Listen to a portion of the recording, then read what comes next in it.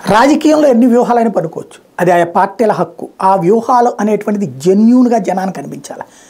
అక్కడే తెలుగుదేశం పార్టీకి సంబంధించినటువంటి లోపం ఏంటి అంటే, నువ్వు ఎవరితో పొత్తు పెట్టుకుంటావు నీ ఇష్టం, కానీ పొత్తు పెట్టుకోకముందేమో వాళ్ళ వెంటపడి జనసేన వెంటపడింది చివరికి వాళ్ళు ఓకే అన్నాక పవన్ కళ్యాణే వెంపర్లాడుతున్నాడు అన్నటువంటి బిల్డప్ ఇస్తారు. రెండో వైపున భారతీయ జనతా పార్టీని వెంటపడి చివరికి భారతీయ జనతా పార్టీ తో చర్చలకి దాదాపుగా ఫైనల్ అవుతున్నప్పుడు బీజేపీనే వెంటపడుతోంది, వద్దని చెప్పి చంద్రబాబు నాయుడు ఒత్తిడి తెస్తున్నాడు పవన్ కళ్యాణ్ ద్వారా అని రాధాకృష్ణ గారి లాంటి ద్వారా రాయిస్తారు. ఇప్పుడు భారతదేశ చరిత్రలో కాంగ్రెస్ పార్టీ కార్యాలయానికి భారతీయ జనతా పార్టీ వాళ్ళు ఎక్కడ వెళ్ళడమేమన్నా చూసామా, లేకపోతే బీజేపీ కార్యాలయానికి కమ్యూనిస్టులు వెళ్ళడం ఎక్కడైనా చూసామా? కానీ తెలుగుదేశం పార్టీ చూడండి, జనసేన కార్యాలయాలకు వెళ్తారు తెలుగుదేశం వాళ్ళు. తాజాగా భారతీయ జనతా పార్టీ రాష్ట్ర సమావేశానికి మాగంటి బాబు వెళ్ళడం ఏంటి?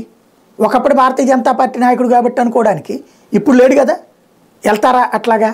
అంటే కాంగ్రెస్ పార్టీ కార్యాలయాలకు కూడా వెళ్తారు వీళ్ళు. ఓవరాల్గా ఎవడేమనుకున్నా మాకేంటి అన్నటువంటి రూట్లో సాగిపోతూ ఉంటుంది. అదొక విచిత్ర రాజకీయం ఒక్క తెలుగుదేశానికే సాధ్యమైంది.